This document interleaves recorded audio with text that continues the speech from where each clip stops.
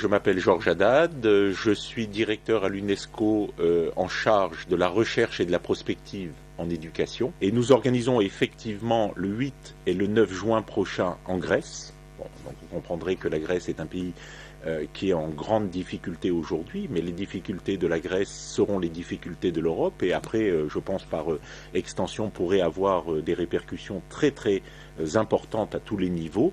Et donc nous avons décidé avec un partenaire très important aussi qui s'appelle l'AFIRS, c'est l'agence francophone internationale de recherche en sciences de l'éducation, AFIRS, A-F-I-R-S-E, qui est un de nos partenaires. Nous avons décidé d'organiser ensemble, avec l'unité que je dirige, ce laboratoire de recherche et de prospective en éducation de l'UNESCO, que j'ai mis en place il y a un peu plus d'un an, un séminaire international sur la recherche en éducation et l'éducation en temps de crise.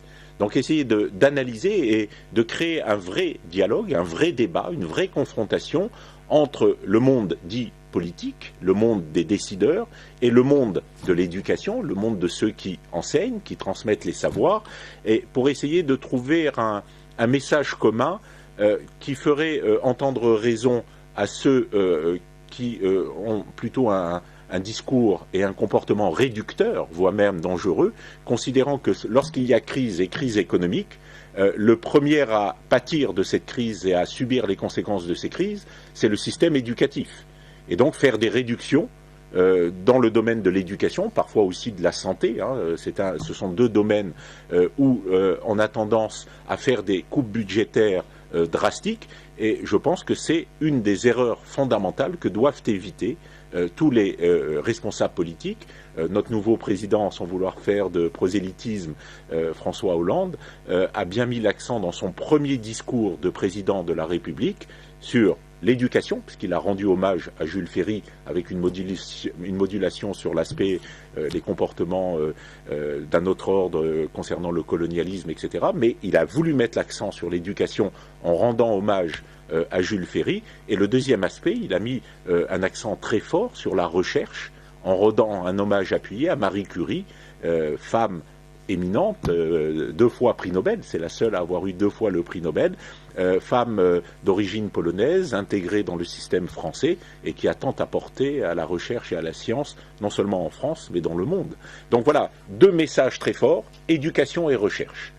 Et il est clair que lorsqu'il y a crise, c'est le moment ou jamais de mettre l'accent et l'effort sur l'éducation et la recherche pour créer les conditions d'un développement. C'est-à-dire que vouloir avoir une approche sur des restrictions budgétaires et mettre les efforts et les contraintes sur l'éducation et la recherche, c'est à mon avis faire preuve de cécité au niveau politique.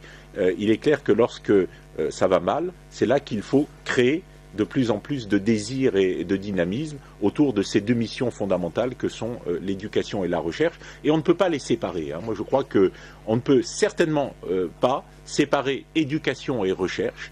Et j'espère que le message qui viendra de ce séminaire international, et je n'en doute pas, sera un message très fort en direction de ceux qui ont entre les mains les rênes de la politique et des décisions. C'est de leur dire, eh bien, nous sommes en crise, nous sommes en difficulté, c'est le moment ou jamais de mettre tous les moyens au service de l'éducation, de la recherche, pour que l'innovation et le développement prennent toutes leurs mesures, et de mettre l'accent sur la croissance, qui est si importante, particulièrement en temps de crise. On ne peut pas se limiter à faire des coupes budgétaires et des restrictions budgétaires, et de dire on verra dans 5 ans, dans 10 ans. Je crois que la mission d'un homme et d'une femme en responsabilité politique, c'est de voir à moyen terme et parfois à long terme pour essayer de proposer à la société toutes les conditions qui amèneront la croissance, le développement et des jours plus heureux, surtout dans les moments en difficulté. Je crois que c'est vrai qu'il faut affronter la tempête. C'est vrai qu'il faut savoir gérer ces ouragans économiques, culturels, politiques, idéologiques qui sont aujourd'hui le fait d'un dérèglement à l'échelle planétaire. Je suis en train de finir un très beau livre d'Amin Malouf qui s'appelle Le dérèglement du monde. Bon, alors on peut être d'accord avec certains points, etc. Mais il montre bien que dans ce monde qui se dérègle d'une certaine manière pour diverses raisons et parfois d'incurie politique et de faillite de la pensée économique, je le dis clairement, de faillite de la pensée économique, de manquement de la pensée économique, d'une pensée innovante, etc.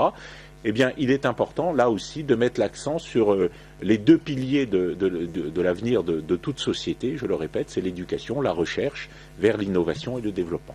Donc voilà, je crois que ceci est facile à dire, ceci est facile à affirmer, mais ce qu'il faut, c'est que ce message soit porté par l'action et que certains dirigeants politiques, et je viens d'en citer un qui vient de prendre les rênes de notre pays, de mon pays, la France, même si je suis un fonctionnaire international, j'ai été très touché, profondément touché par cet hommage rendu à l'éducation et à la recherche. Je crois que là nous avons une ligne directrice essentielle vers laquelle il faut aller, que la rigueur budgétaire ne tue pas la croissance et ne tue pas surtout le désir.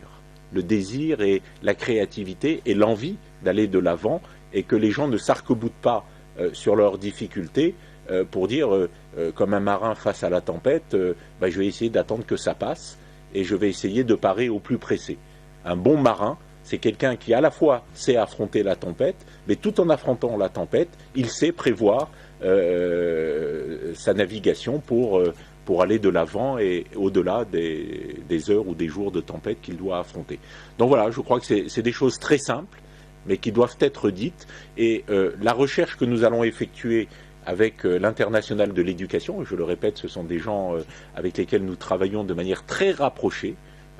J'étais avec Fred Van Leuven récemment à Abu Dhabi, j'ai rencontré le nouveau secrétaire général adjoint David Edwards en compagnie de mon ami Monique Fouillou.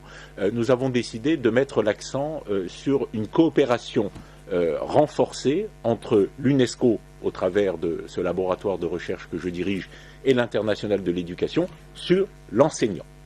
Je crois qu'on ne peut pas aborder toute perspective concernant l'éducation sans mettre au cœur du projet l'enseignant.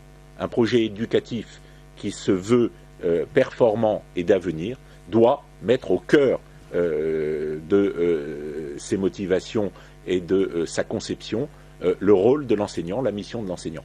C'est vrai qu'on a tendance très particulièrement à ramener l'enseignement à un service et l'enseignant à un serviteur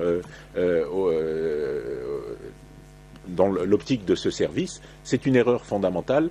Ne l'oublions pas, l'enseignant est l'acteur majeur du développement. Donc je crois que cela est dit, je le dis clairement, et il faut repenser le rôle que joue l'enseignant à tous les niveaux, en particulier dans le rapport qu'il a avec l'enseigné, l'étudiant. Et comme je l'ai dit, l'étudiant commence à 3 ans jusqu'à la fin de sa vie, et je crois qu'on vit plus longtemps, on est créatif, on est productif